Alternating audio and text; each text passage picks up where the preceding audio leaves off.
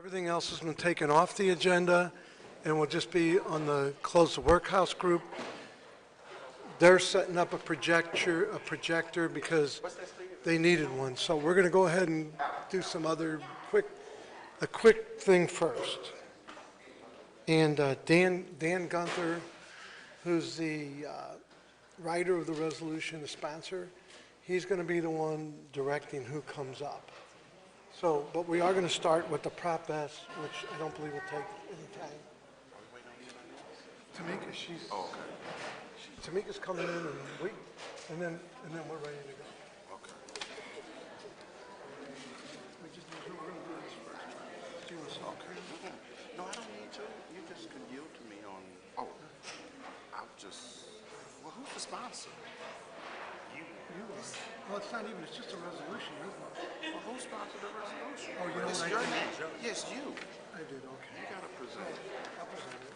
But I can talk about it. Okay. I can do it on your behalf. How about that? I'll do it on your behalf. Okay. Very good. You can So it's recognize just a me. resolution. I did it because of Pam's thing, which, remember, and then. Yes,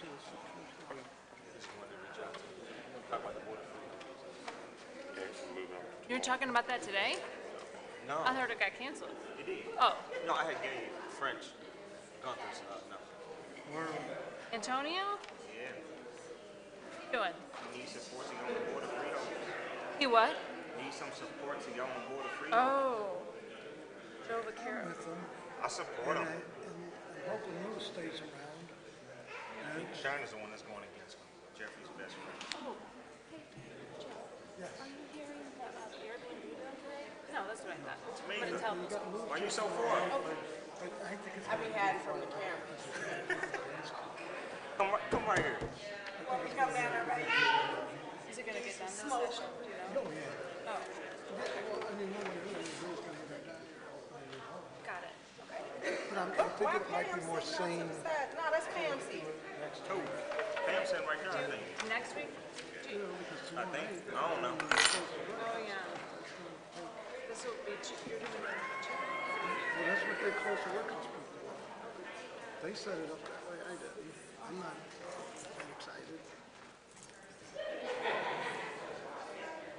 Oh. Okay, we're all here. 1, 2, 3, 4. Where did Pam go? Oh, there's Pam. Okay. Oh, shoot. Terry. Oh, it feels good. Terry. So we're going to actually call this meeting to order. If you're ready over there, Madam Clerk, will you please call the roll? Alderman Boyd, Present. Alderwoman Howard, Alderman Ornowitz, Alderwoman Hubbard, Alderman Muhammad, Present. Alderwoman Boyd, Present. Alderwoman Clark Hubbard, Sir. Chairman Vaccaro. Present. 5 present, you have quorum.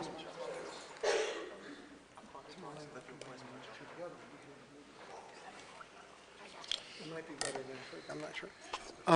So while they're getting set up for the close the workhouse, I'm going to ask Vice Chairman Jeffrey Boyd. We just got one piece of business. Every year we give money to different groups, and even though I was a sponsor of the resolution, I would ask, because you were the head of the committee that put this together, to just go through where the money's going to go, and we're going to take a vote, and hopefully everybody's in tune with this. So. Okay, thank you, Mr. Chairman, members of the committee. Certainly was my pleasure serving as chairman of the subcommittee for the Prop S funding. I think we had a phenomenal committee that we put together. We did something a little different this year than in the past. We actually had some of our colleagues that were not actually on public safety participate on the subcommittee, which was Alderman Shane Cone, Alderwoman Christina Ingrassia, and on the committee we had serving Alderwoman Pam Boyd, myself, and Alderman John Collins Muhammad. In the past, there have been about 30 different agencies that we have funded. which became very complicated for one staff person in the public safety office to manage. So this year, we took a different approach, maybe being able to give a little more money to a smaller group of agencies. So you have before you on Exhibit A about 16 agencies that we agreed to fund. There is a correction that's necessary. On the attachment, it has MERS Goodwill at $25,000, and it has St. Louis Youth Jobs at $75,000. That should actually be St. Louis Youth Jobs at $100,000, and MERS Goodwill was not recommended for funding. So I would ask that that be changed on your Exhibit A. Okay, does everybody understand that then? We're taking out the MERS Goodwill and we're putting it to the youth jobs? Correct. Okay, so it's going to be 100,000 to youth jobs, and we're taking MERS Goodwill out of the... And again, we spent several weeks on this. There was a lot of thought given to it. We really want to appreciate the United Way for making their recommendations and giving us a head start on looking at who's most worthy to receive these fundings. I just want to really compliment the Alderwoman from the 6th Ward, Christina Ingrassia, who really took a deep dive into looking at a lot of these proposals and giving us good insight on some of the good, some of the bad, or you know, all the favorabilities really, and with some of the challenges some agencies had. It was a great team effort. I certainly appreciate, you know, the diversity on the committee and the diversity of opinions. So I'll be open for questions, Mr. Chairman. So, let me go down the list. So we'll start with Alderwoman Hubbard. Tamika Hubbard, you're first. No questions at this time. Make come back. I'm sorry I missed it. Alderman Muhammad. Thank you, Mr. Chairman. I have no questions. I just want to commend Chairman Boyd on chairing this particular subcommittee. We got through it very quickly, and I think that we funded organizations who are doing a grassroots work and who will make a change in our communities throughout the city. So thank you, Alderman Boyd, for your leadership in leading this particular subcommittee and making sure that we do it, that we are fiscally responsible. Thank you. You're welcome. Alderwoman Pam Boyd. No questions. And I have no questions. So with the change that's in there, what we would do now is take a motion to pass this out of committee, and then it will actually get funded. It doesn't go back, my understanding, to the full board. I think once we pass it, it just goes. So if Mr. Chairman, I make the motion to pass Resolution 194 out. Second. Madam Clerk, please call the roll. Alderman Boyd, Aye. Alderwoman Howard, Alderman Ornowitz, Alderwoman Hubbard, Alderman Muhammad, Alderwoman Boyd, Aye. Alderwoman Clark Hubbard, Chairman Vaccaro. Aye, and I just want to thank Vice Chairman Boyd for putting together this committee. I tried not to interfere, and he didn't let me, so that was probably good. But anyway, good choices. Now, I did somehow, because I wanted to get through that, I think we should actually make a motion to pass the minutes from the July 29th meeting. January 29th meeting, not July. I move we pass the minutes dated January 29th, 2020. Second, previous roll. Okay. Seeing no objection to previous roll, the minutes pass. So now we're up to just the close the workhouse group. We're not doing any plumbing, pipe fitters, or, we did have the Airbnb thing, but we took that off again because I want to give full attention so that you guys aren't here all day. So I'm waiting for Alderman Guenther. It's all your show. So call up who you want to speak, and we're here to listen. I do know that, if I find the list, I know that Alderman John Muhammad has a noon meeting, so just keep that in mind. Yes. Shameen Clark Hubbard called, she can't be in. Larry Arnowitz couldn't be in. and I'm not sure on Carol Howard. I think she called, I'd have to check. But this is what we got. Okay, and so Vice Chairman explained to me we should say what's before us is Resolution 205. Yes.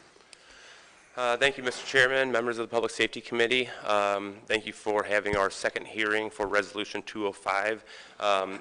Also, just to mention that I really do appreciate you not only having this hearing for the members of the Close the Workhouse organization to be able to give a brief presentation and to have some of their experts testify as to why they believe that the closing of the workhouse is something that we can do, but also the reasons why it is important for our city and for criminal justice reform overall.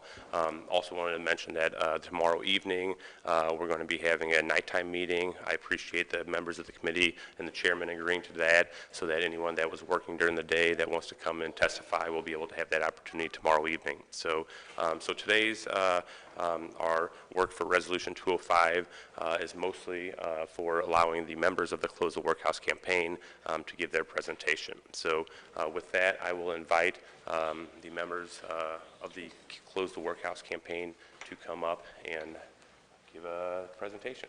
So. Good morning, everyone. Thank you so much for inviting us back.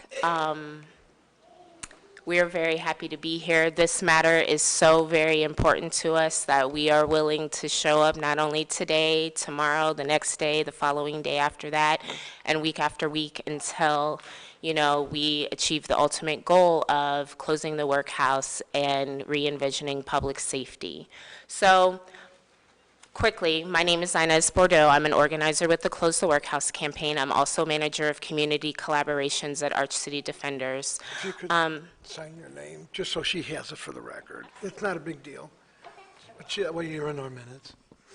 On January 14th, we released the Close the Workhouse Report 2.0. It was a detailed report with a plan to close the workhouse. And before the last Public Safety Committee meeting, the mayor's office put out a sheet of facts about the workhouse and claimed the campaign was not being honest about the numbers. We went through the mayor's talking points, point by point, and what we found out that while a very interesting document, it was very light on facts and things based in, you know, reality and logic and rationality. So we wanted to take a few minutes to present on that, and we thank you guys for your patience and being here while we make this presentation. So basically, let's talk the facts. Let's talk the numbers. First up, I'm going to bring Mike Milton from the Bail Project to talk about bail.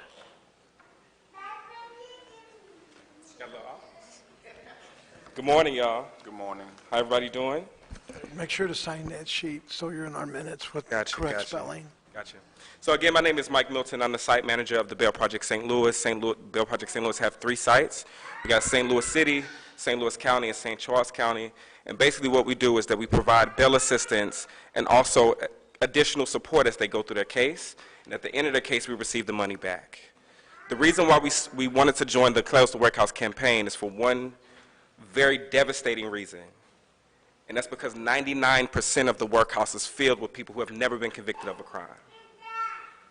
That is, not convicted of a crime, excuse me, have not been convicted of a crime. They're innocent, right? They're legally innocent. They're in jail because they cannot afford their bail, right?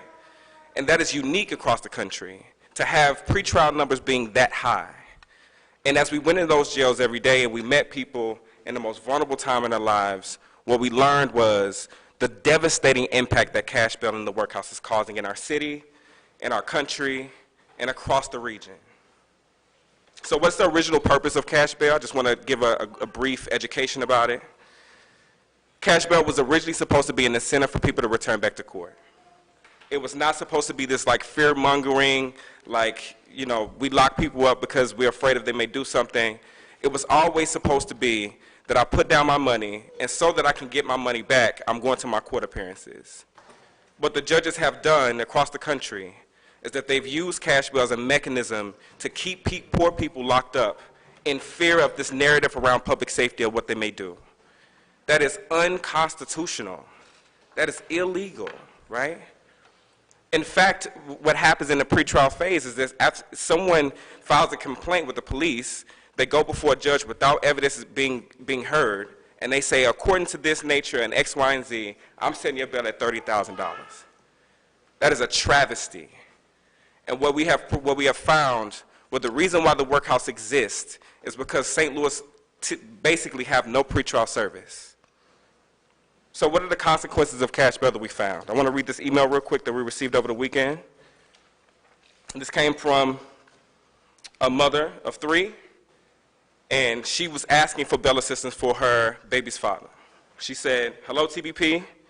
My name is Angeline. My husband's name is blank. Can't give the name out. He's currently being held at the workhouse with a $1,000 bail. I spoke with one of your team members, Hattie, in January and was told that the time that his bond was too high for your organization to post. We cannot afford this amount, and I'm afraid that if he stays any longer, that he may lose his job, that if he loses his job, we lose our health benefits. If he loses his health benefits, then I'm afraid that I won't receive the proper medical care as I was diagnosed with sickle cell anemia in 2014. His court date is February 24th, and he's already been in jail for almost 2 months. Please, if you can, give my family a call back. We desperately need your assistance." Cash bail and the workhouse will plunge this family into devastation. This is a travesty for her. And there's no way that I can read this email without hearing the fear in her voice that if he stays just one more day, that she will lose everything. And again, he has not been convicted of the crime that he's been charged of, just simply charged. So this family, if she loses her health benefits, they lose their jobs, unfortunately, they will be put in a desperate situation. And when people are put in desperate situations, they do desperate things. Which brings me to my next point, that I believe that cash bail and the workhouse exacerbates crime. When people are left with nothing and are struggling and trying to survive for the day, sometimes we do things that we might not want to do. So when we're talking about this investment into these cages that are just holding people only because they can't afford it, and investing into this mechanism that really is just a reason, really just only exists because we don't have a pretrial service, we have to think about what do we need to do to reinvest that money into an actual pretrial service that actually provides care and needs to people as they go through their cases. So what have we found as far as our data? We posted for close to 3,000 bails so far in 2 years. Over 90% of the people have returned to their scheduled court appearances.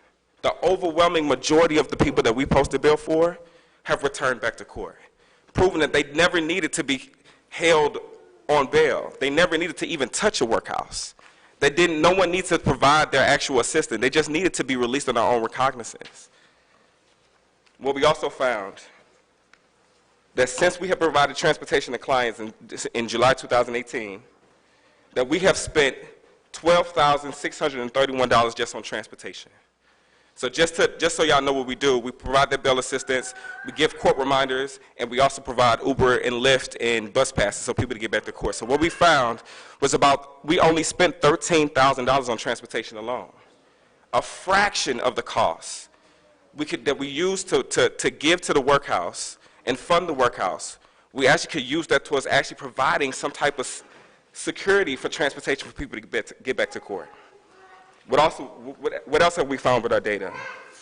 The declines that we bailed out from the workhouse suffer from bipolar disorder at 1.5 times the national rate. It suffer from schizophrenia at 3.5 times the national rate. On average, it costs $22,187 to incarcerate an individual a year in Missouri. Given the average length of 217 days that the Bail Project clients have posted for, that means we saved the city approximately $13,000 per client. Money that we could use to reinvest into supportive services for individuals facing these charges.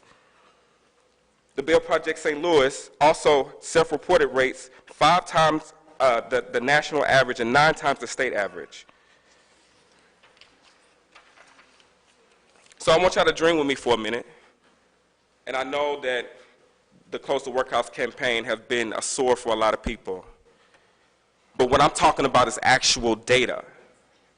What I'm talking about, as we have these conversations and these media conversations about it, the human factor of this institution in itself should be enough for us to think about how we can reinvest this money. What if we had a pretrial service, right, that had community-based trained social workers that can connect people to social service providers after they've been released, after they've been arrested? What if we had a court reminder tool? Right now, and this is absolutely, I want to have everybody's attention real quick. Right now, the notification system in St. Louis City is absolutely ridiculous. In order to notify somebody of their court appearance, they send out mail to the last mailing address. For some people, that can be 15 years from now, 15 years ago. Think about that. That means there's several of our clients who have actually walked up to the courthouse, asked for time off for work, tried to get a daycare assistance, and at the last minute, the courts decided to change their court appearance date. That means that person has to go back to their job and ask for another day off again. What if we had a pretrial service that actually provided court reminders to people for their cases? It would improve the person's ability to come back to court. And what about transportation? We talked about that earlier. The bare basics of a pretrial service should be able to provide at least bus tickets. They do it in St. Louis County. Why aren't we doing that in St. Louis City? What if we had just even half of that money, $100,000 to dedicate towards this method of getting people back to court? What if we had the actual pretrial service agency that considers someone's needs as they go through their case rather than their risk? And that is what is a devastation to our city. That is a devastation to how we operate with this arrest and incarcerate model, when instead of dealing with these social issues with a social need, we're dealing with it with jail. And that in itself should cause us to rethink how we want to reinvest this money. Thank you.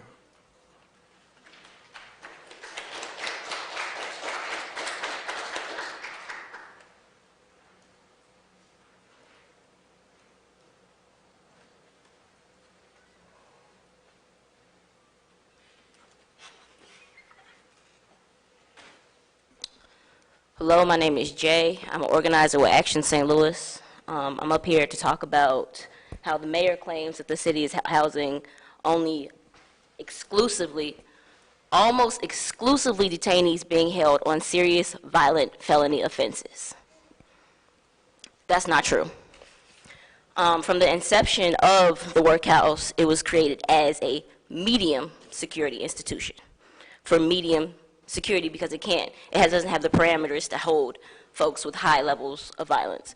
Also, 40%, like 38% of folks are in the workhouse on nonviolent crimes. So I talk to people, I knock on doors in y'all's wards all the time. I talk to y'all people. I talk to people who are in the workhouse for traffic tickets. I talk to people who are in the workhouse for 3 years for a crime that they did not commit. For 3 years. His life was wasted.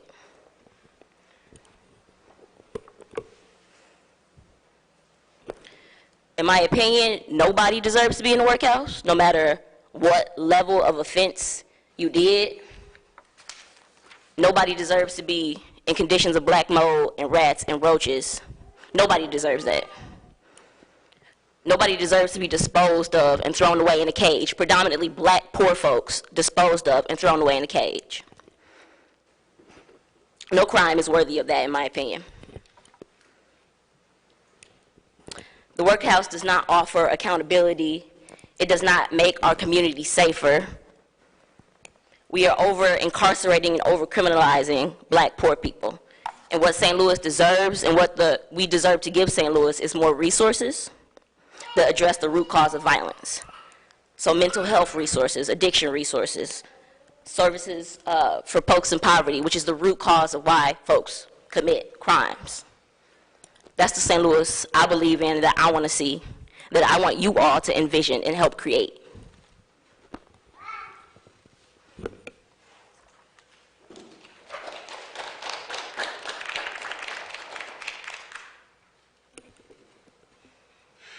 A lot of pushback that the campaign gets for when we say we want to close the workhouse is based on the numbers.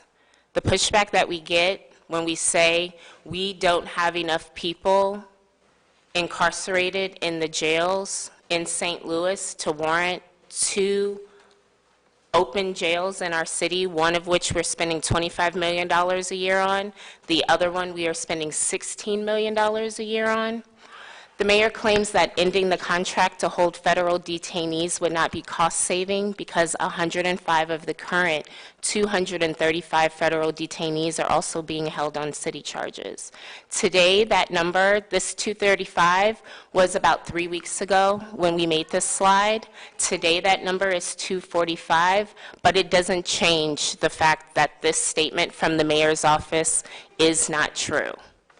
Right now in the city, if someone is being held on state charges, we get about $30 a day for holding that person for room and board. For federal detainees, we receive about $80 a day. We estimate that on the high end, including transportation costs, the city makes about $5 million holding federal detainees here in St. Louis City. $5 million is great, but not when you're spending $16 million to make $5 million. Today, there are 245 federal detainees in the workhouse today. Per the city's own website, there are 241 people in the workhouse. Without those federal detainees in CJC, every single person could fit inside of CJC. Every single person.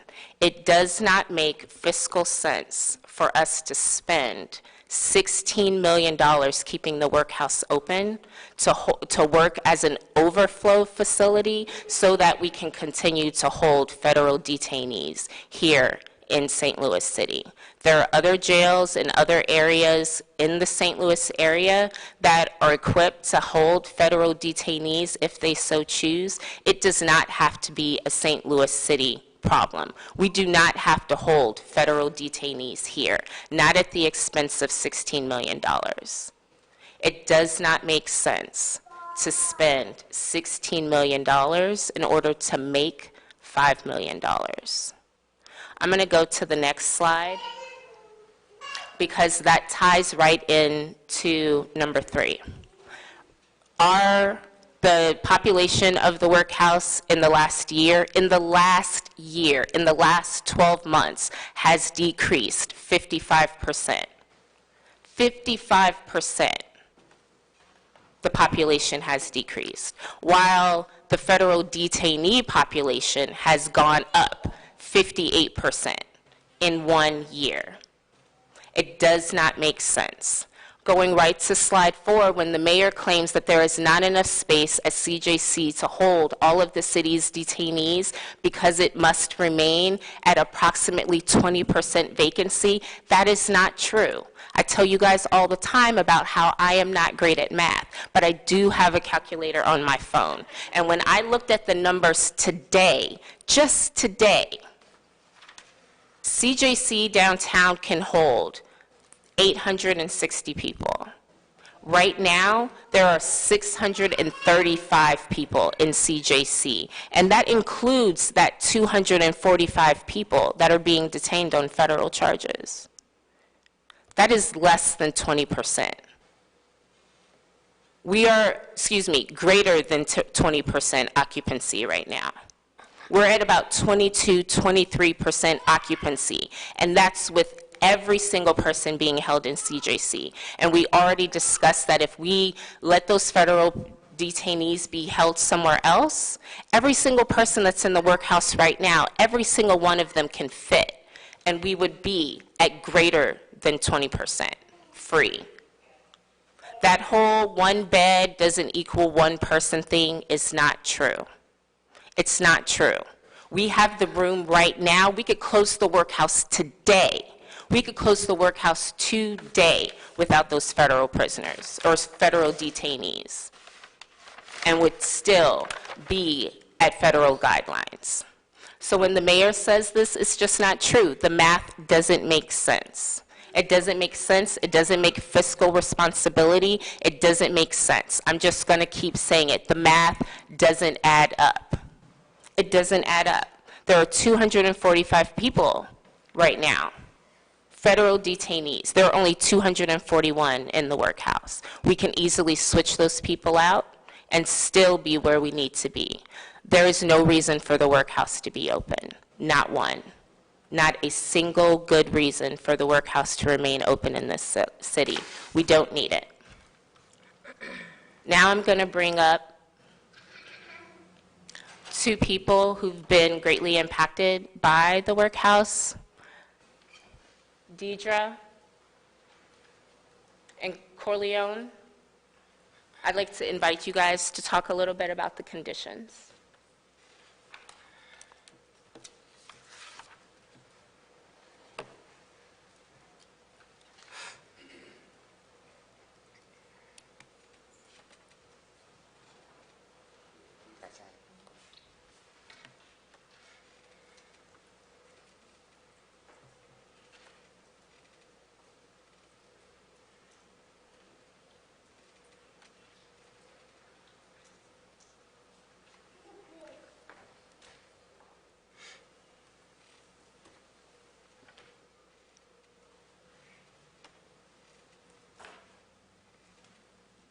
Everybody, thank you for allowing us to be here this morning. My name is Corleone Barnes.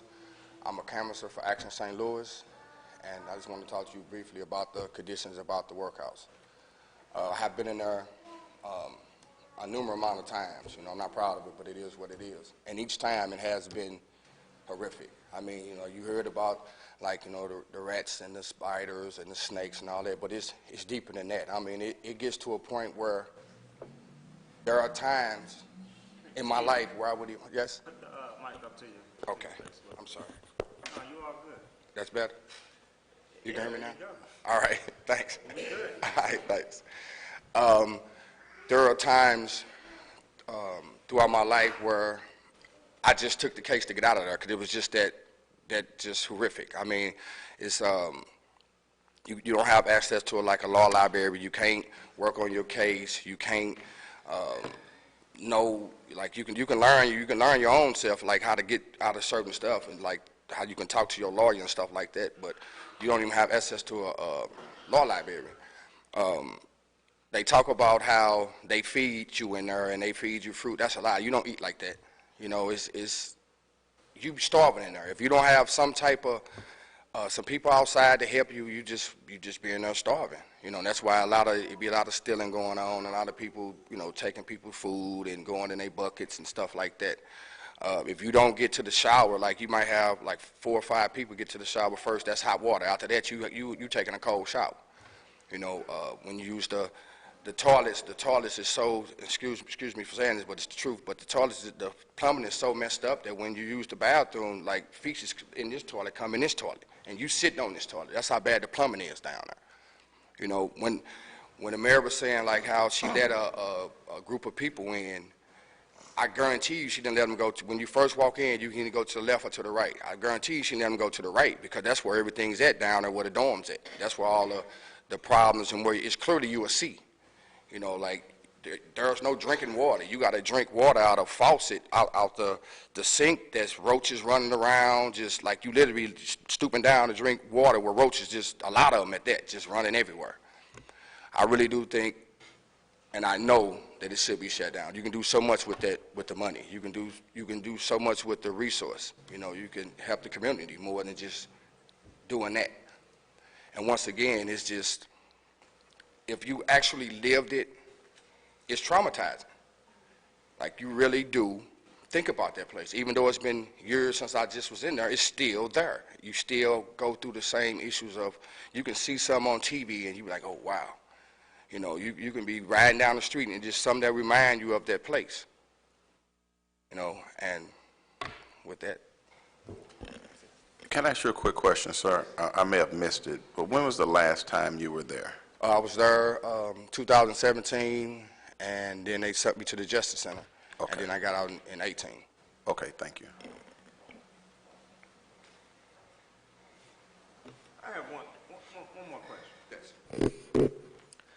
was the treatment like from correctional officers or staff at the MSI? What was the treatment like? Like, what was the overall mannerisms? For the most part, horrible, for the most part. I mean, you know, like, if one person, say like,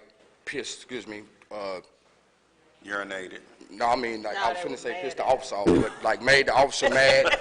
Yeah, I'm sorry, yeah, I for bad, right on. Right, but Like they were mad at right. But if one, like, say one person can mess it up for the whole dorm. Like, you know, if one person messed with the officer or something, they'll have the whole dorm shut down, and you didn't have nothing to do with it. Like, they'll take the phone from you where you can't get on the phone, you can't call your lawyer.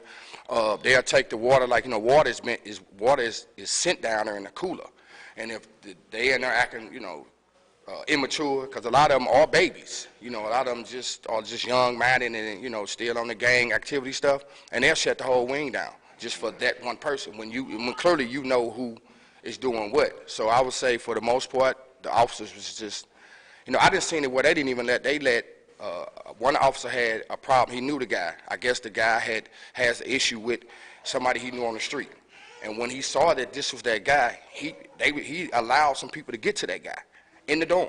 I mean, you know, it's crazy. Them cameras that's up there, them cameras don't work. Because ain't nowhere in the world that it's a fight jump off and you come in and you get all the wrong people if the cameras was working. So I would say 90% of the people, majority of the time, the officers just didn't care. Like, it wasn't no caring. So, and you were there for, how long were you in the workhouse for, MSI? I've been there, been going there since 92. I've been going off and on since 1992. So from 1992 to your last stay in 2017. Right. I was there in 17. Then they moved me when you know, the riot and all that popped off. Then they moved me to the Justice Center. Right. So since you've been there, have you seen any improvements whatsoever to the workhouse, or is it still operating off? Is it still operating as it was in 1992? It's still operating like it was in 1992. It has not changed. Actually, it got worse. Like, it always have been mold, it always have been cats, you know, because the trash dump was right behind that. So it always was snakes and rats and all that, but it just got worse. I guess the hose then got bigger, and you know, it got more rain damage or water damage or plumbing damage or whatever, but it got worse over the years. It didn't get better, you know, because when they brought the air in, you know, the portable area. Yeah, when they brought they didn't clean them boards or nothing. They just cut a hole in the window, cut a hole in the boards, and stuck a pipe in there and just ran it. So you didn't clean none of that 20, 30, 40 years of mold or nothing off that. You know, everybody was walking around with tissue in their nose and all type of stuff. It was real, you know, it was real horrible. Thank you. No further questions, Mr. Chairman. Unless anyone else?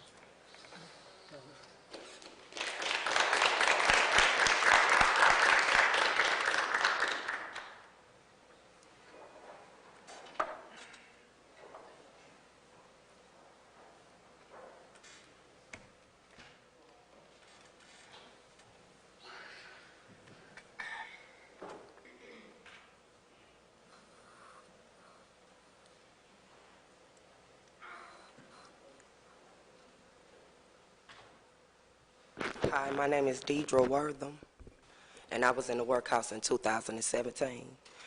They locked me up for one traffic ticket, and they made me spend 22 days in the workhouse. I got 11 kids, and my smallest kids are still at home with me. One has autism, and another one, he's ADHD, and he has severe anxiety. When I was gone, when I was incarcerated in the workhouse, it caused for my bills and things like that to get kind of spiral out of control a little bit. And my experience in the workhouse, it was just very, it was no type of sanitation in there really. And the little sanitation that we did have, it wasn't often. The food was prepared at another jail, and it was brought into the workhouse to be served to the prisoners. And a lot of times the food was played with. I could remember one of the times that they had, I don't know, whoever was bringing the food in, which is the prisoners that are incarcerated in the workhouse. They bring the food into the pods that the people are being held in. And when we got our food, it was a lot of trays that had been tampered with. They had took the food and made like our private parts, and made private part figures in the food. So if somebody could do that to your food, that that'll distract you from eating anything from out of there just altogether. And that's what it did to me, because I lost 10 pounds while I was in there, 10 or 15, somewhere like that. And I was suffering with high blood pressure at the time. They sent me out. I was in the Justice Center, and they sent me out to the hospital, and they saw that my blood pressure was really high. And so they prescribed me some blood pressure medicine. I didn't get that medicine until maybe 4 days. They started giving it to me maybe 4 days before I left the workhouse, and I was in there for 22 days. Those 22 days I was in there, I was transferred I was in 4 different rooms because of the plumbing or some type of conditions that was going on in there. And like with the system, the ducts that give us our air and everything, a lot of those were stopped up from years of people packing toilet paper and whatever else that they was throwing up in there. So it was hard to breathe in there.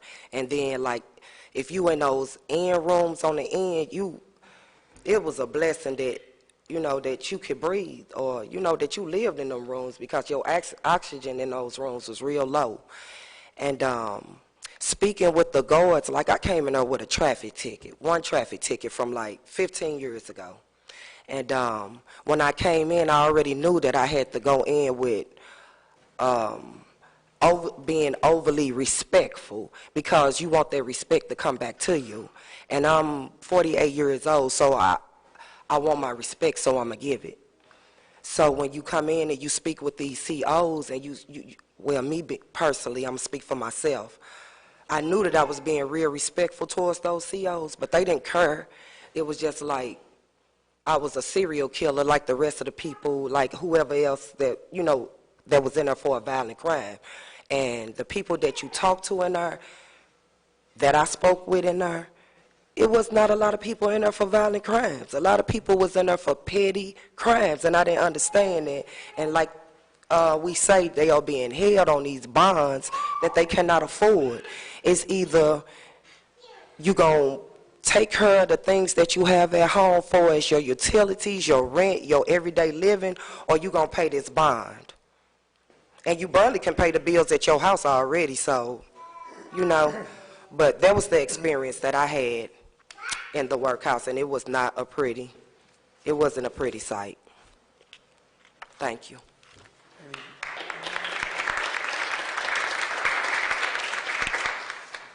We know that the mayor's office has been bragging about spending money and how the conditions of the workhouse have greatly improved, and we just want to know where. We know that the city says, or this administration says, that they've spent $5.5 million on improvements. Other than new paint, we are asking where. There's no air conditioning in the workhouse. They haven't improved the HVAC system in the workhouse. They can't, because there's asbestos in the boilers. They haven't improved the plumbing in the workhouse. You know how we know? Because it was just flooding there a couple of weeks ago and people almost had to be evacuated. We know that the heating situation isn't working well in the workhouse because an entire women's dorm had to be evacuated and moved to CJC just a week and a half ago. We know that the $5.5 million that they're spending is lipstick on a pig. The problems in the workhouse are so deeply rooted that the workhouse cannot be saved. And people being housed in the workhouse are facing a public safety crisis because those people are getting sick. And it's not just people being detained there that are getting sick. It's the people who work there are getting sick. When you look at the number of guards over the last 10 years that have died of cancer, that have had respiratory issues, who are now on long-term medications for things like COPD. These things are facts. This $5.5 million is a waste of our money. It is a waste. New paint isn't going to fix the workhouse. New light bulbs isn't going to fix the workhouse. Nothing can fix the workhouse. It can't be saved.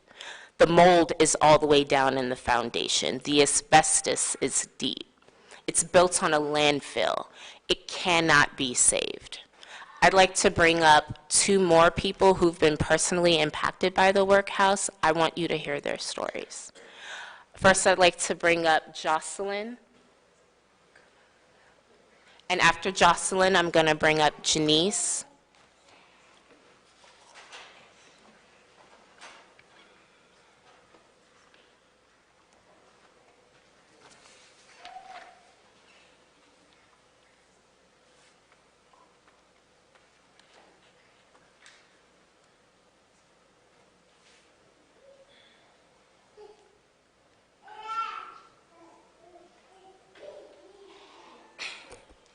Hello, my name is Jocelyn. I don't think I even need this thing.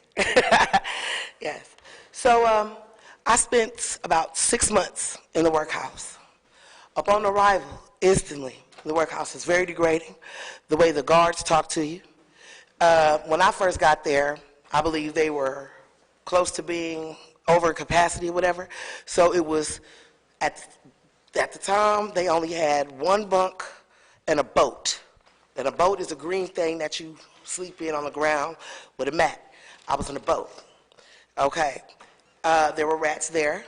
The water that we drank comes out of a toilet. Well, you know, it's connected to a toilet. It's all green stuff, which they call calcium, which is not cool anyway. It's just, I'm sorry, I'm nervous. I don't know why I'm nervous. Take your time. Yeah. Okay. Yeah, so, yeah, the mold. I was there. Women were getting sick, having seizures, respiratory problems. You're trying to bang on the doors or whatever to, you know, call the guards or whatever. They don't come. They don't check. None of that. The way that they deal with people with mental issues is horrible. They just, their idea of dealing with the men is to just close them into a cell and let them scream and holler and throw feces and whatever. And then whenever they do come and bathe them, how they do it is so inhumane. They take a chair and strap these women butt naked, and these are male guards too, come in, will throw these women into a chair, strap them down with them hollering and screaming, and wheel them into a shower and just let it work. Now, at one point, there wasn't any hot water in the workhouse. So we're bathing in cold. So now you're putting these women in a cold shower and just letting it just go. I was there when they called themselves trying to install these air conditioners because the heat was so bad in there, like you were just baking, like you were basically running around naked all day just to get a little bit of relief. And then when they did put these ACs in there, they froze us out. You know, it was like the 2 extremes. You're either going to be extremely hot or you're going to be extremely cold. Not saying that, you know, you're supposed to be comfortable because it's jail, but it's wrong, you know, to do that. You know, and then for them to be like everyone in there is high crime, that's not necessarily true. Like she said, she was in there for traffic tickets. I know people that were just in there for traffic tickets or missing a court date for something petty. What else? The food, being us, the women, we don't get to move around like the men move. So we're all like just in our cell 24/7. So when they do bring us the food, it's from the kitchen that they done played with and messed over and whatever. And then the time that they did, and some of that, most of the majority of that food, if you don't have commissary, you're gonna starve in there. It's unedible. Like you can't eat this food. They gave us something one day on the tray that looked like paste and water. Like you could just take your hands and literally just paste it up, and this is your dinner. This is supposed to carry you through till the next morning. You know, what else? Oh God, it's so much. It's just so much. So whenever they did let us go to the cafeteria, we saw them washing the trays out in a garbage can. because they don't have any running water back there. So they're doing it in garbage cans. Their idea of rec is a joke for us women. They lead us from our dorm into a cage. They're like dog cages. And this is where up to 25 women go in 3 cages. And it's not that big. Maybe I say from that wall to maybe that middle row there. And that's how you're supposed to rec, when they do let you rec. And at one point they had combined 2 pods together in one. This is when, I guess, when they made them, they switched it from 1 to a 2-person cell. You know what I mean? And it's just really inhumane up in there, the way the guards do you. They don't mind getting in your face, talking to you, talking down to you, because they know you can't do anything. And if you do, you face more charges, or they just mace you. And that's how they deal with stuff when it comes to women. But more than likely, they're the instigators. Now, I didn't really get in no trouble because, I play my role. I don't mind, staying to myself. But I've seen it too many times, and that's what made me not want to actually come out in the day room for like day, because I don't want to get involved in that. If they don't like you that particular day, they all up in your face. And who wants to get maced because you're having a bad day? So that's just my experience. I know. So, I do have questions for you. Just a couple comments. And I know Alderman Mohammed had to leave, but we go in there, and I've asked to have, Alderman Guenther take a group over there. But when you talk about that, every time I've been there, and we go there quite often, the girls are in, as well as at different times the guys, we've been there different times, are in there playing basketball. In fact, we've gone in and played basketball with the girls. We go in unannounced.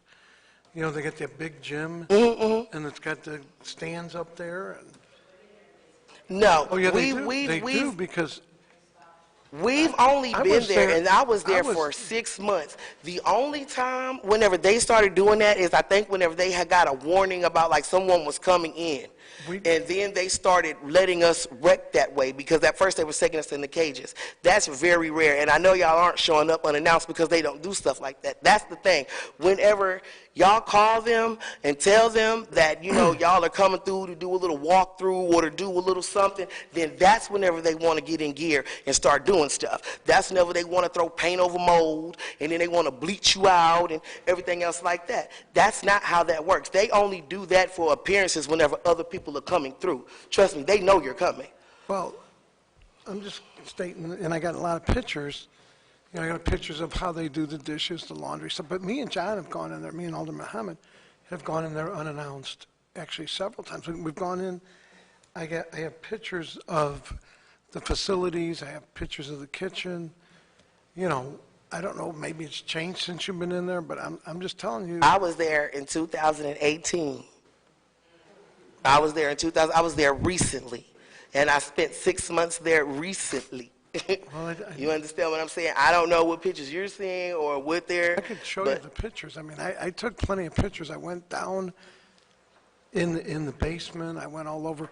I just, when you say that, it sort of surprises me, because I've never not gone there, that gym isn't in use. In fact, when I went there were people in line to have dental work done, because there was a dentist there. He's there 3 days a week. Are you talking about the women or the men? No. The women? Both, either or. That's something new on me, because whenever I was there, my whole little stay, and medical care was definitely inadequate. You're sitting there, you dropping forms and stuff. They don't even call you for 2, 3, 4 weeks at a time, and getting dental is a joke. I was trying to get my teeth pulled, so when I was in there, they told me it would take me 3 months. And I was there for 6, and I still hadn't seen a dentist. I got out and got it done myself. So Alderwoman Shameen Hubbard was in there with me. We've gone in, and she even knew the dentist, and he apparently works 3 days a week there. I'm not saying it's a place where I'd want to go. I'm just saying that the picture you're painting is different than the picture that I've witnessed. Because that's the real picture. Well, that's what it looks like to us. That's what's there for us. You're not there like that. We're not doing this. If we're doing this, I'm walking out of the room. It's respect. I'm respecting you guys. you need to respect us up here. If we're going to do this, I'm going to leave the room. And I'm here to listen. I told you I would. I'm trying to be as fair as possible, but I'm not going to be disrespected. I asked Alderman Guenther to go up there with a group and go unannounced. He told me his truck was broke down, and for several reasons he could not make it. But I asked, because you're telling me a different story, but we'll keep moving on. I just want to say, Right, I'm letting you, okay, I'm just telling you, what you have, I'm not disputing that, but actually I am, because that's not how it is in that workhouse. It definitely is not. I understand you got pictures, but I have experience. Right. Okay? I've been in there, and it is nothing like that. There is nothing good about that workhouse. There is mold in there. They are feeding us garbage in there. They are treating us like garbage in there. We are innocent until proven guilty, supposed to be in there, but they're treating us guilty until proven innocent in there. They are treating us like animals in there. I can just tell you my own experience. I'm listening to yours. Excuse me, Mr. Chairman, are we going to take commentary from the committee, or we? I mean, if you have something you want to... Well, I do. You could jump in, please. Oh, I think that... It wasn't a question for her. Thank you, Mr. Chairman and members of the committee. I would just like to add that I know that, you know, there's a lot of perceptions out there. I know that people have endured certain things when they have gone there, but I think what we really should do is all just try to get on the same page on what the true reality is. I mean, not a sensationalized effort from how it was when you were there, because I do believe we do have inspection reports. We do have inspectors like any other city building. You know, I would hope that there's not mold growing in there, so I would like to see those documents, because I'm pretty sure that our city building inspectors and stuff are going in and doing things, and all I'm saying is that it doesn't, we know that it's not the perfect place, but it doesn't take a whole lot of just boogeyman scenarios to make us act and do something about this.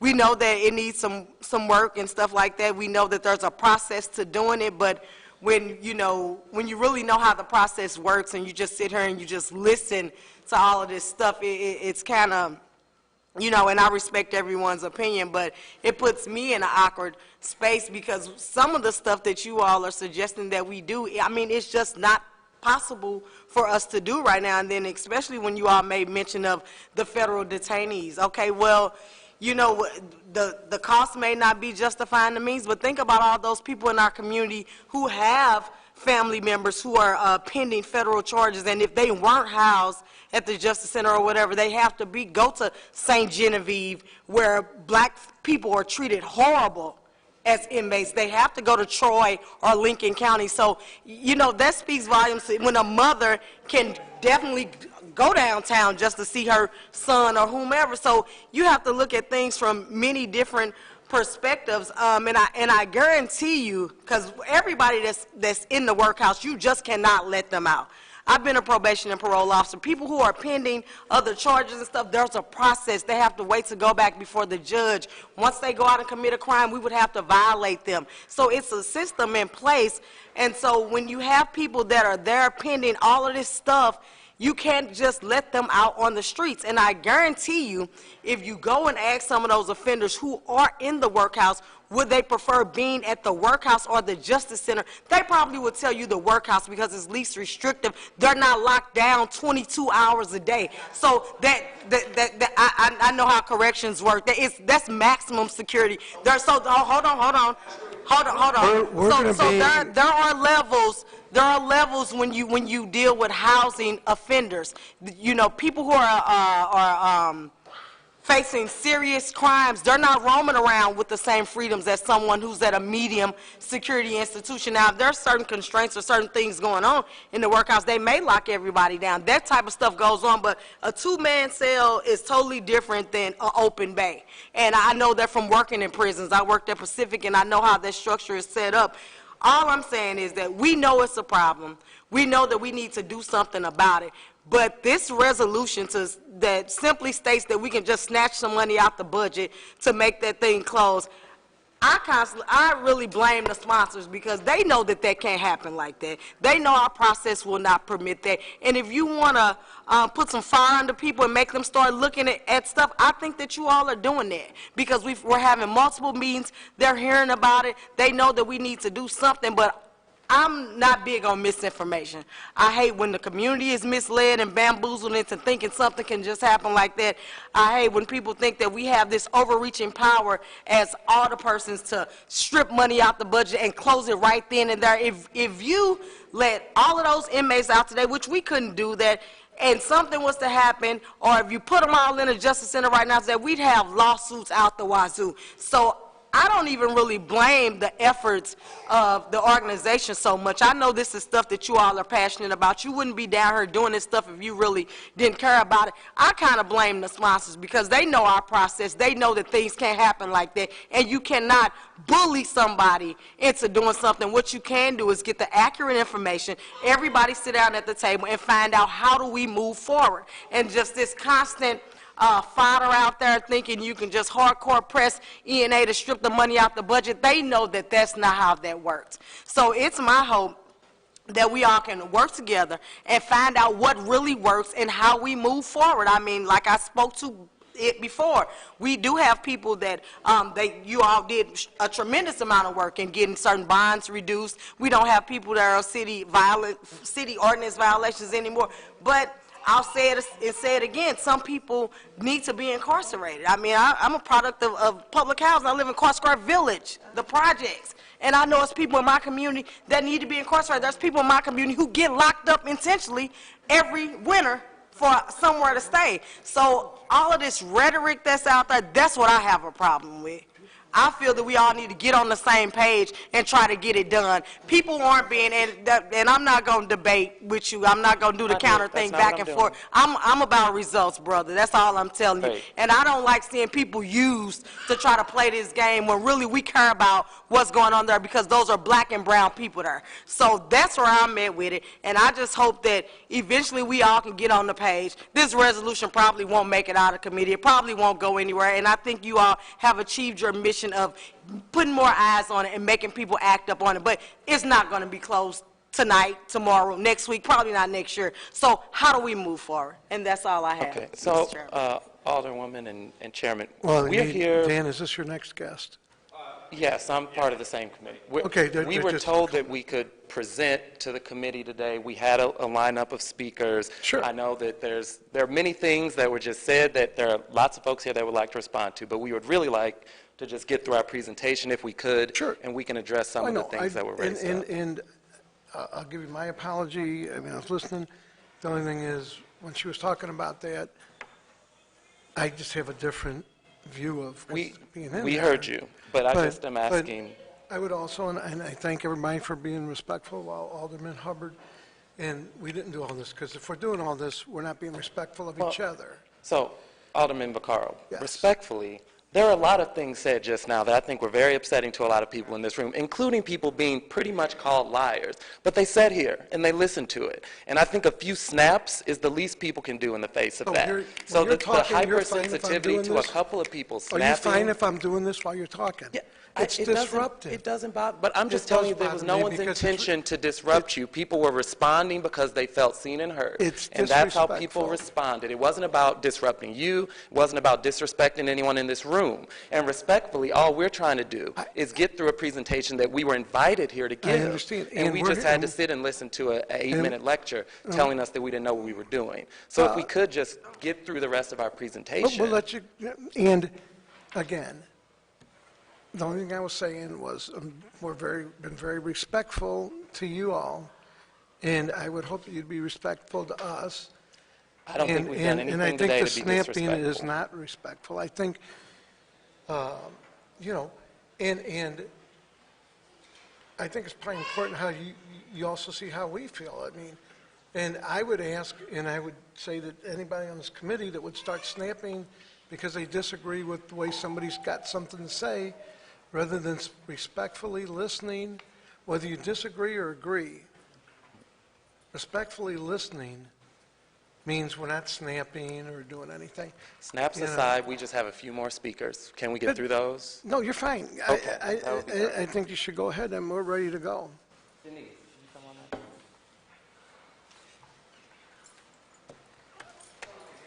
Thank you, make sure to sign so we know.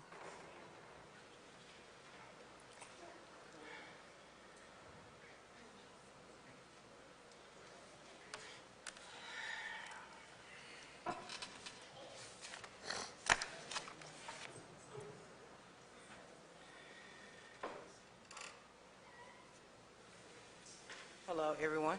Hello. Just not to kind of keep, Oh, I'm just so sorry, we can hear better. not to kind of keep harping on the snapping thing. The snapping is just basically like applauding, but applauding is too much noise, so, you know, you can't hear the speaker. That's the only reason. It's not out of disrespect. It's just to applaud the speaker, that's all. So that, I just wanted to address that note. So can I ask a quick question? And I'm going to Yes, back you off can. after this. So when Alderman Hubbard was speaking, and I thought she did a good job, would that have been respectful to start doing that? Yes. It would not. I mean, like I said, like I stated, it's, Excuse me, it's Mr. just Chairman, like I applauding. think we're wasting time. Now, You're the no, chair no. of the committee. If you want snapping or you don't want snapping, that's your call. I think we need to move forward, because I definitely have another meeting. But I will be back tomorrow if anyone has any other commentary. I'll be back at 6:30 tomorrow, so you all can say whatever you have to say then. Thank Yeah, you. go ahead, and Okay. I would ask, please, let's don't snap. I'm one of the impacted from the workhouse over from the period of 2006 to 2017. I spent over 365 days there, not in one period, but just totaling it up. The last stint that I was there, actually, the conditions were rather terrible. There was ant infestation as well as the roaches and the mice. It was ants as well. We were getting bit all up our necks, all up our bodies and everything. There were not proper cleaning supplies for us to clean up. I was a sanitation worker over there as well. As a matter of fact, I painted the number 2 on the podium over there. They have a job application over there. They want the inmates to fix that jail. They actually asked us how many of us were like contractors and done, you know, do that type of work to try to alleviate the problems, to cut costs there as well, and I witnessed that myself. When Ms. Gardner came over to the workhouse when I was there in 2015, when she had just become the prosecuting attorney at that point, she came over there to speak to us to find out what, you know, what type of programs or resources that the women over there needed. The first thing that came out of her mouth before she began to speak to us was, "Excuse me, it took me 30 minutes to get back here to you all because I had to step over a very big puddle of water just to get back here." So she's very aware of the inhumane conditions over there as well.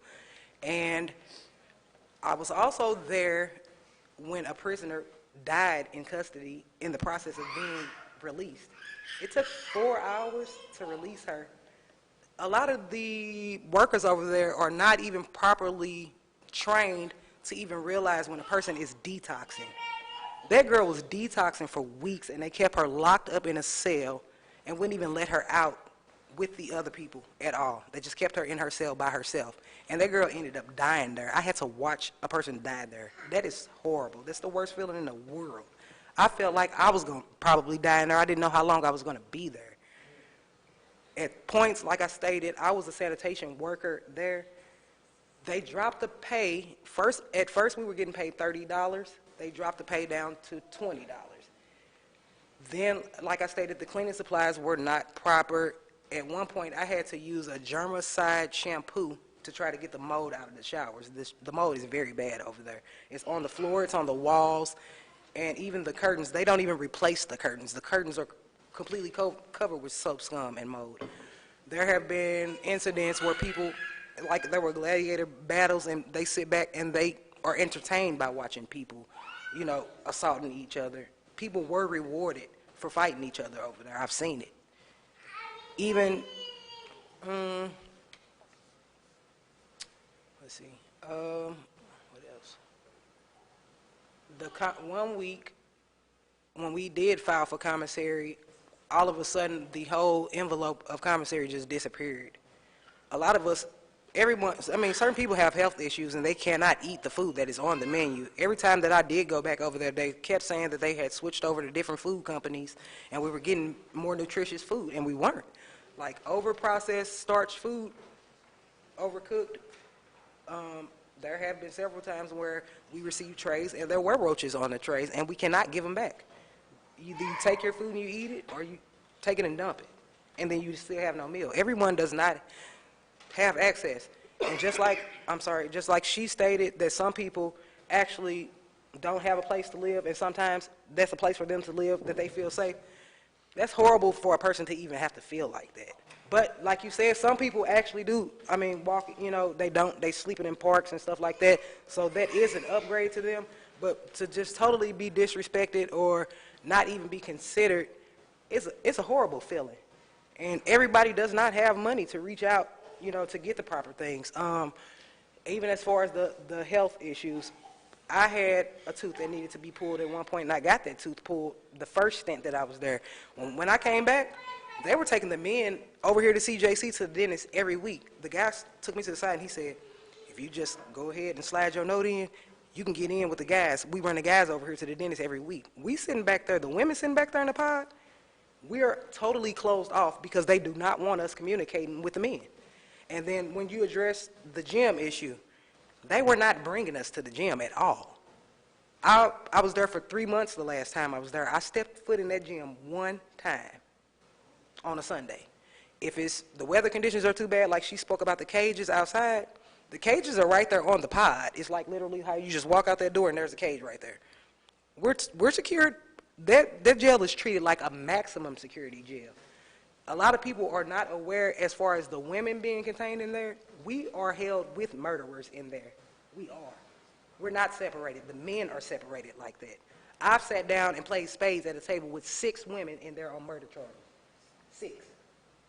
And they're going off to the penitentiary. They were actually convicted at some point, and they actually went off. They were guilty.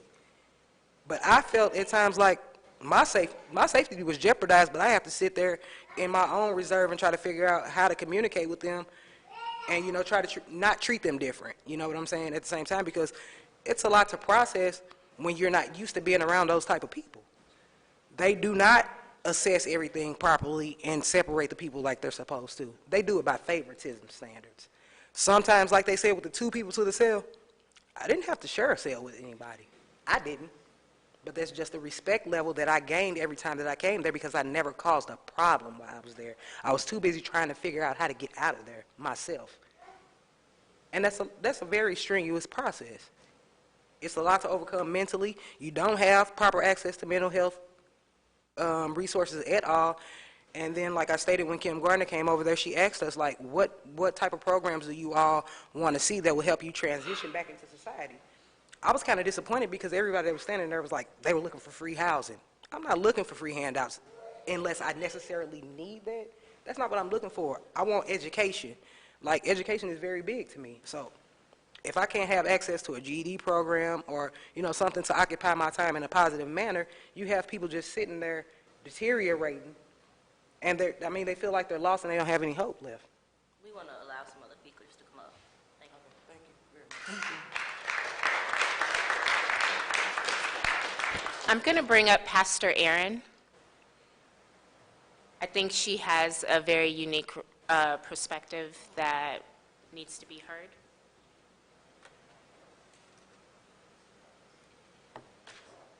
Unique is a word I get a lot, thanks, Ines. Good morning, I'm Erin Cunahan. I'm the pastor at Oak Hill Presbyterian Church. I'm a resident of the 6th Ward. The church I serve is in the 15th Ward. I'm the parent of a recent graduate from SLPS, and so I'm familiar with coming here, and I'm familiar with talking to you and advocating on behalf of our community. I didn't think I was going to make it here today because I am coming from the emergency room. 2.5 hours ago, a member of my community texted me and said they were having a mental health emergency, and I needed to take them to the emergency room. This was not the first time I've taken this person to the emergency room, and so they are familiar with me there. The social workers, the case managers, the doctors, the nurses, the house manager, all of them are familiar with me because we've been trying to get resources for this person. We've been trying to get them safe. We've been trying to get them healthy. It's a diagnosed medical condition, and we don't have the resources in this community to help this person. And so they keep getting discharged. And what the advice from not one, not two, not three social workers, people who are trained and licensed to help provide resources, right, are telling me the only access to help for this person is through the criminal justice system. And so if this person could just get arrested for something and get sent into our criminal justice system, then there would be all new resources open to them. And they could get the health care that they need, and they could get the mental health care that they need. And so I left the emergency room today knowing I don't know how that situation is right now, but I felt so strongly to come here and talk to you because it's life and death for our neighbors.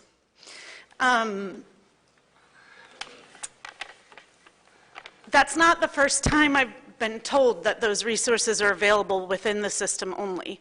In the fall, I was part of a group of clergy who went on a tour of the workhouse. So, Alderman, just like you, we were able to go and see, and the intent was for us to see with our own eyes so we could gather some facts and learn the data. And I was told at that time about all the programs and the resources available to folks.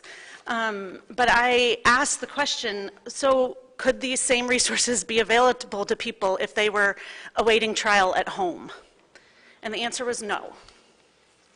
I went on that tour, and I fully recognize that when I go to the workhouse, I walk in with all of this privilege, right? Like with my white privilege, with my clergy privilege, because I got this fancy collar on, so people talk to me differently, and they treat me differently, and they show me different things. So, of course, it's my job then to notice, yes, I'm going to take in all this data that I see with my own eyes, but I'm also going to listen to the voices of the people who lived it, right? And I'm going to respect that they're telling me their honest story and their honest experience, and that their experience of being there for 6 months is, of course, going to be different than my 20 minutes on a tour with the public safety director. Of course it's going to look different and feel different. And so I can live with those differences, but I'm going to respect what these folks tell me is their experience, and I'm going to do my best to advocate on their behalf. I come from a faith tradition where we worship a God that proclaims release to the captives, proclaims justice for the oppressed, who all the time tells us that we hear the cries of the people who are suffering, and we hear the groans of the prisoners. And so it's my job to preach into that hope and love and good news, right? That's my job. What I'm asking for you all to do is your job. You all are empowered to actually change the policies. And so I'm here telling my story, and I'm here supporting the stories of the people who are telling me their truth, and we're just asking you to be creative and come up with ways to change some of these policies. You're given a presentation here that I think is practical and is real. And your colleagues are presenting you with real, tangible options of how we can help our neighbors. And I'm asking you to listen, and I'm hoping that you might be moved. Thank you.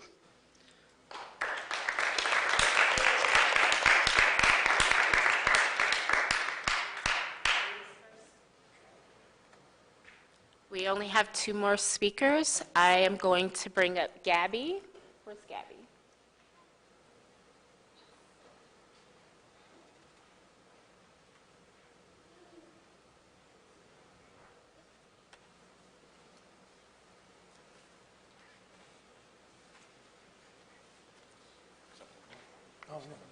Hi, my name is Gabby. I'm a resident of the 5th Ward. I mostly just came to say a lot of the things that have already been said, and I don't want to take away from that, because these are some really good people, and I've learned a lot from them over the last couple months. And I've been trying to reach out to my alder who just left. Unfortunately, I was kind of hoping to be able to talk to her. But I support Resolution 205 to close the workhouse because it's a readily achievable goal for the city. The conditions are, as we've heard, abhorrent and inhumane. And most importantly, jails, including the workhouse, do not address the root issue of community crime or community harm in St. Louis, and we should be using those funds to address those issues. One of the things that I've learned from my neighbors in the 5th Ward, living there, I have a Close the Workhouse sign in my window, and it's caused a lot of people to come up and talk to me about it and ask me questions, and I've heard a lot of stories of my neighbors who have been impacted by that, and it's really affected me, and they're similar to the stories that we've heard today. So to not repeat things that have already been said, as a resident, as someone who lives here, as someone who lives downtown in this community, it's long past time to close the workhouse. It's embarrassing, and I highly recommend that, you know, you read the report 2.0 and listen to what everybody has to say about this. Thanks.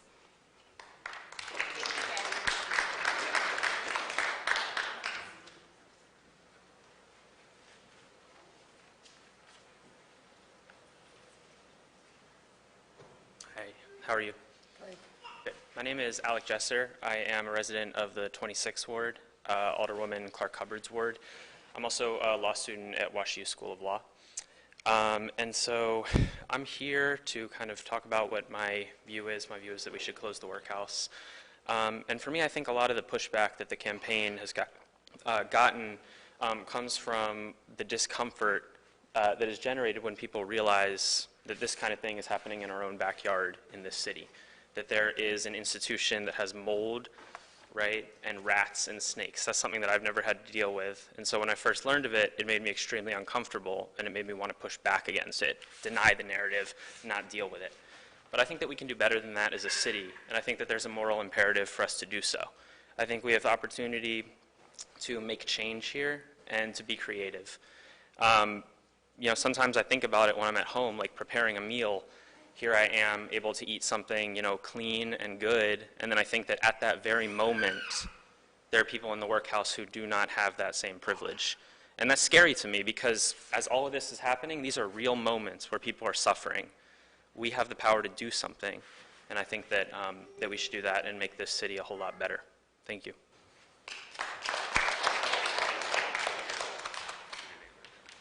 I'm going to bring up Alicia of the ACLU. She has a statement she wants to share, and then we are going to close.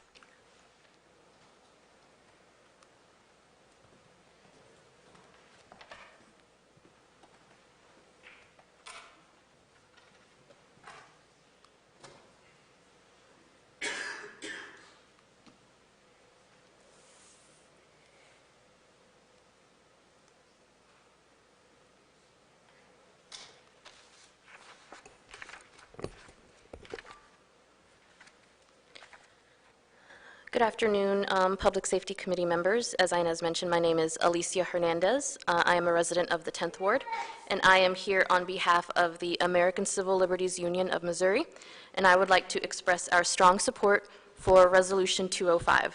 It's time for the workhouse to close. St. Louis City spends $16 million to fund the St. Louis Medium Security Institution, also known as the workhouse, yearly. This money could be invested into our communities for affordable housing, job training, and education.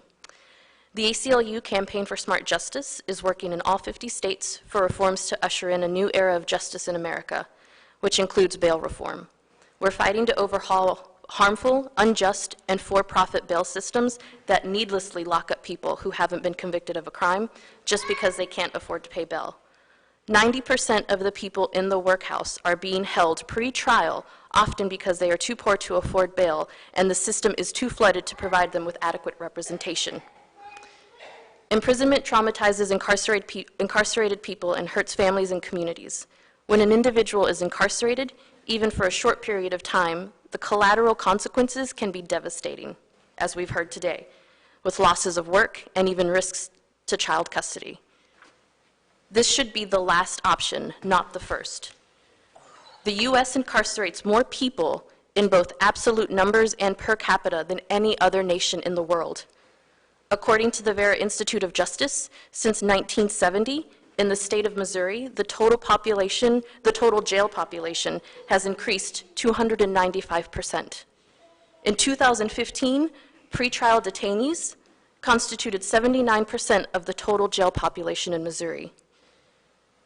Action St. Louis, Bail Project, and Art City Defenders have championed this work. And for years, many organizations, including the ACLU of Missouri, have brought to light the abuses in the workhouse. This institution is a persistent problem. In 2009, the ACLU of Missouri released a report on the critical conditions of the workhouse, citing assaults, cover-ups, and in August 2012, the ACLU of Missouri called for an independent committee to provide oversight to this jail. And as we've heard today, in recent years, conditions have continued to be egregious, as we've heard from firsthand accounts. I ask you to vote yes on Resolution 205 to work toward a system that is more equitable and effective. Thank you.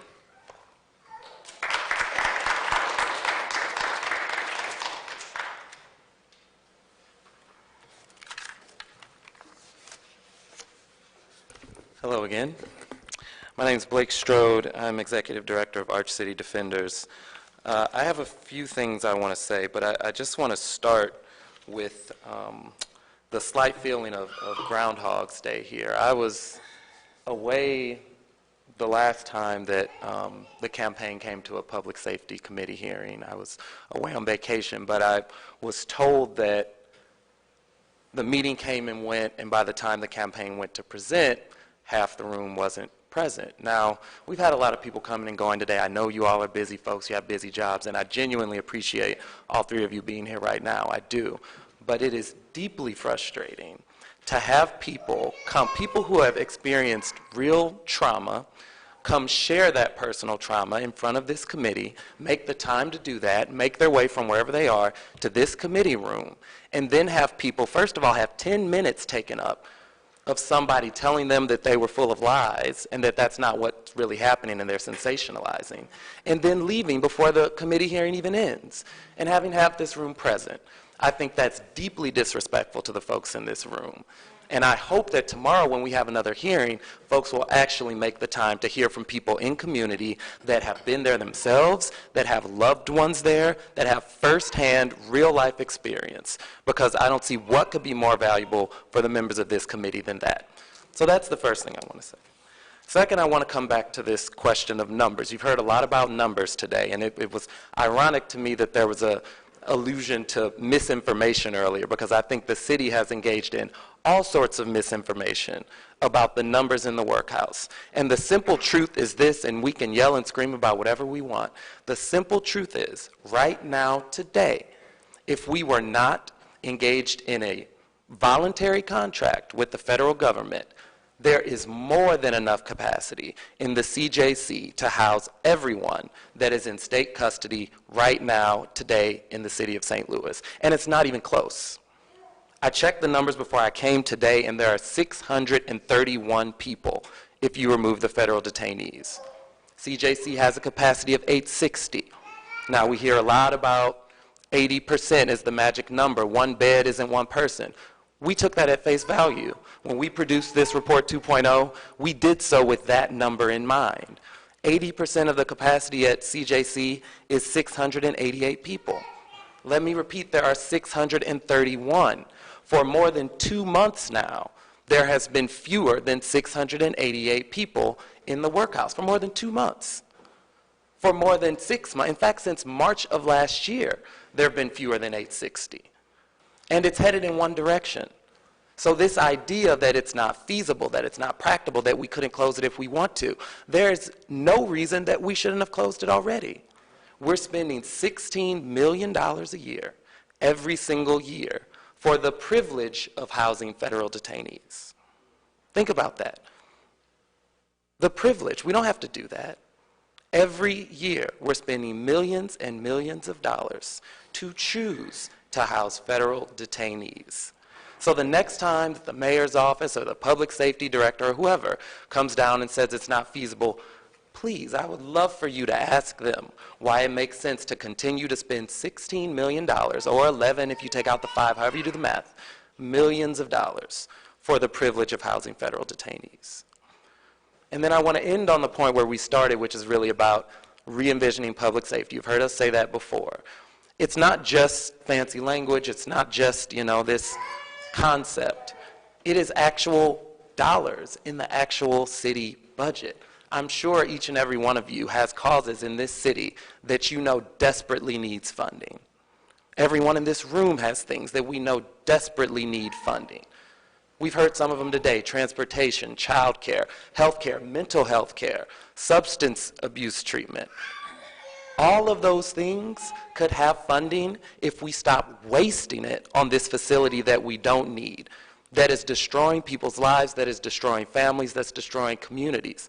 That's what we mean when we say re-envisioning public safety. You can actually have better public safety outcomes. This isn't about opening up your heart and thinking everyone's going to do great all of a sudden. It's about investing in communities. It's about investing in our people. We heard a lecture about caring about black and brown people. Well, this is at the epicenter of racist policy in this city.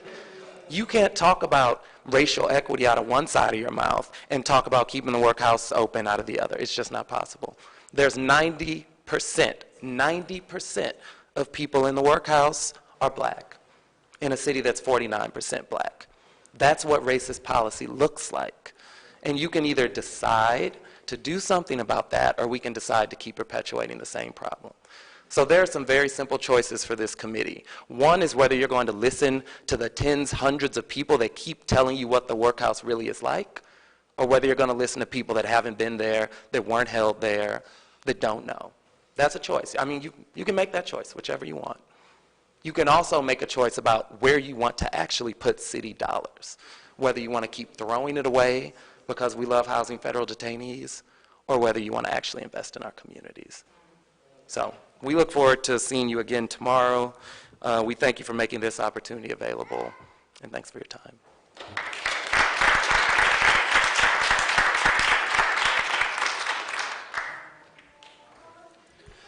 Dan, I just so, I know a lot of people are trying to get clips and film. These meetings are filmed, the speakers as well as whoever's talking, so you can go on YouTube, you can get the whole meeting, you can cut out and download. And so if you haven't got the pictures that you want, these meetings are absolutely taped from beginning to end. So if you go on YouTube this date, I think it's STL TV, you can download the whole meeting. Thank you, Mr. Chairman. And again, thank you to the Close the Workhouse campaign. This has been an organization for years, has been working on getting the real data, the real numbers, the real facts of what is going on in the workhouse and how we can make our criminal justice center more fair to the people of the city of St. Louis. So I wanted to She's back there, Alderwoman yeah, Spencer. I want to have the Alderwoman from the 20th Ward, one of the co-sponsors of this resolution, say a couple words as well, if that's okay. Sure. Thank you. Thank you, Mr. Chairman, members of the Public Safety Committee. I'll keep it brief. I was going to talk today about the fiscal impact of the workhouse, but so many people before me did such a great job of describing that. Inez in particular walked through the numbers pretty comprehensively. But I will say this. The city of St. Louis does have, there is a very significant financial impact to keeping the workhouse open. Right now, we have detained a total of 876 people. Considering we spend about $40 million a year detaining people, what we actually spend is about $125 a day per person. Now, the people that we are detaining are both federal and state detainees, and we've walked through what we get reimbursed if a person is convicted by the state and federal governments. It's about $30 and $80 a day. So we're spending $125 a day to house folks. Now, the state detainees were required under state law to detain, so we don't really have a choice. But we do have a choice when it comes to detaining our federal prisoners. Not only do we spend more than we are reimbursed housing people, particularly in the workhouse, the number that it costs us to house somebody per day there is really, really significantly higher than what we are reimbursed. The $125 a day breaks out like this. The workhouse has, as we've talked about several times, 241 people. That's of today. It's also a pretty good average over the year. Considering we spend $16 million a year there to keep that facility open, that's $180 a day. we're spending $180 a day to house somebody at the workhouse. And if we were to just end the federal contract, we could literally move the same number of people from one facility to another. I think it is pretty clear that the city does not do a very efficient job of keeping prisoners. We're certainly not making folks feel better about our city when they come back out. And let's remember that everybody that goes into the workhouse does come back out and is a member of our community again. So I think given that, what we're asking for in this resolution is not to close the workhouse today, nor to close it tomorrow. And so I want to be clear on what the resolution actually is resolving that the city do. And therefore, I'm going to read the language just for ultra clarity here.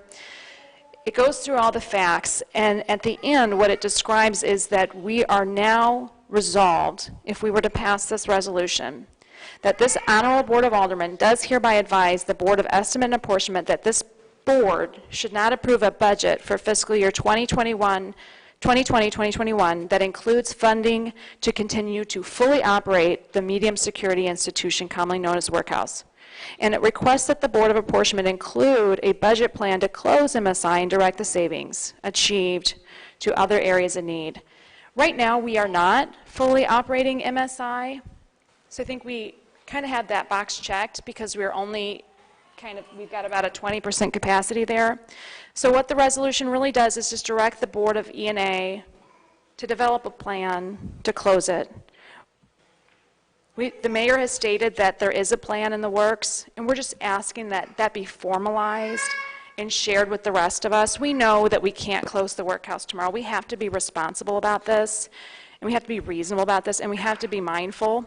And I think this resolution does that by simply requesting that the Board of E&A put together a financial plan to get us there. And with that, I'll close. I appreciate the opportunity to speak today. I want to acknowledge that the room has stayed completely full for the last almost 2 hours.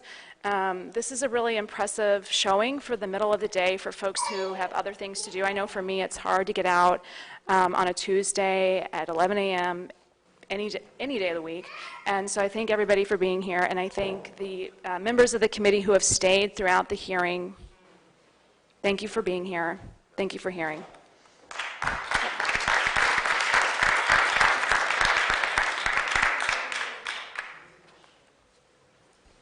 Thank you, Alderwoman Spencer.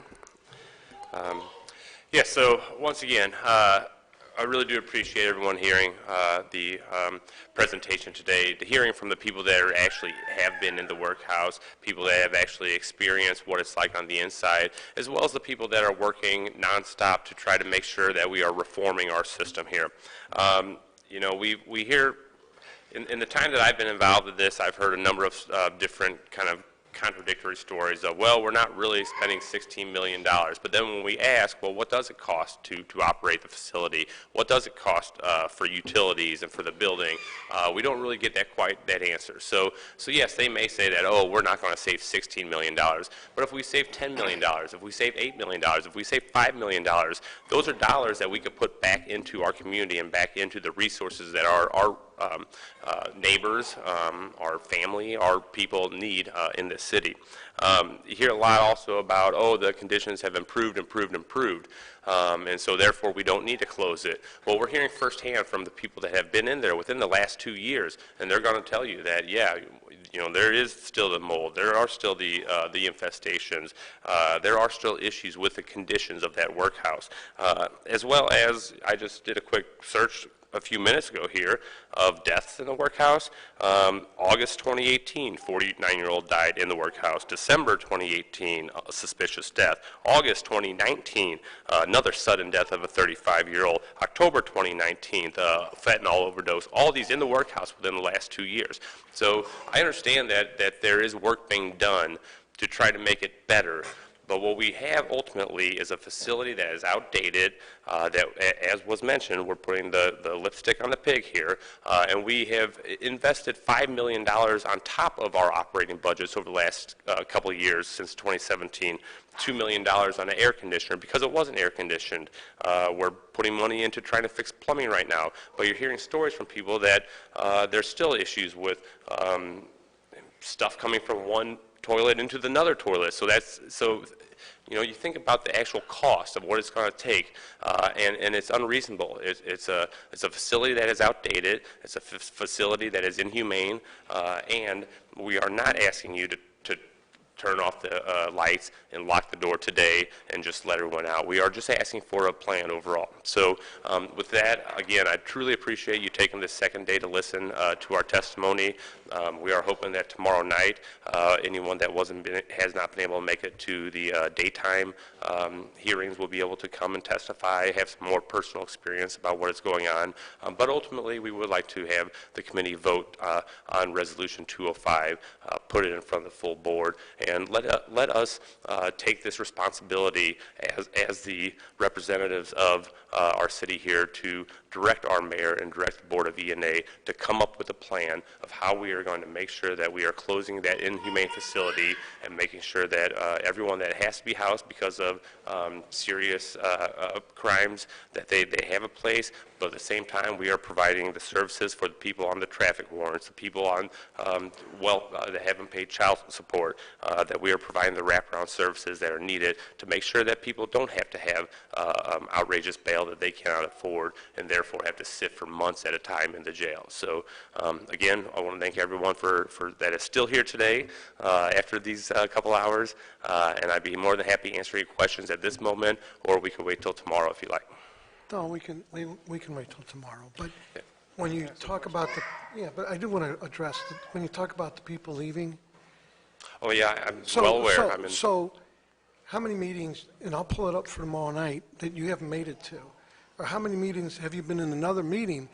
A lot of times people in this room have other meetings, and when you allude to that people have to leave. Mr. Chairman, I wasn't criticizing the fact that we often have multiple meetings scheduled at the same time. I'm well aware of that. Okay, but it did seem to me like you were saying those that stayed, whatever.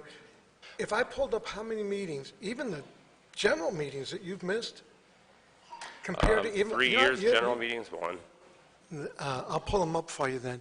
That's I will fair. pull up all the committee hearings you haven't made it to. That's fair. And I even came here with bypass surgery. I've never missed a meeting.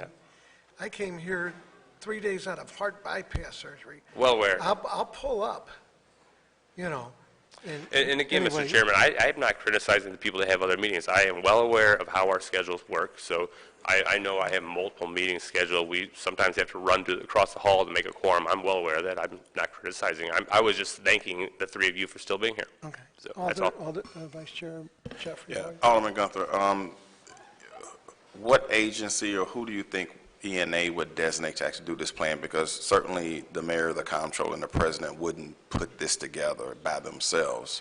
Because I want to make sure that the public can trust the fidelity of the process. Because what I'm hearing through these presentations is the Close the Workhouse group says, here's my facts, here's my data. City says, here's my facts, here's my data. So how do we come to a point where who has to be in the room, who has to be on this working group in order for the fidelity of this process, if they come up with a strategy or not come up with a strategy? I mean, they certainly could say, we've looked into this and we just don't see any way possible, or they could say, we looked into this and here's our recommended strategy. I believe that the organizations that are currently working on this, so the Close the Workhouse campaign, which has been mentioned, is a combination of the Action St. Louis, Our City Defenders, Bail Project, a number of different organizations, as well as having the support as organizations such as like the Deaconess Foundation, people that are working on criminal justice reform overall through the city. So I think, having these organizations be able to sit down at the table with, our Corrections Commissioner, with our Public Safety Director, to be able to come up with a plan. I think that's where it ultimately would come from. Okay, thank you.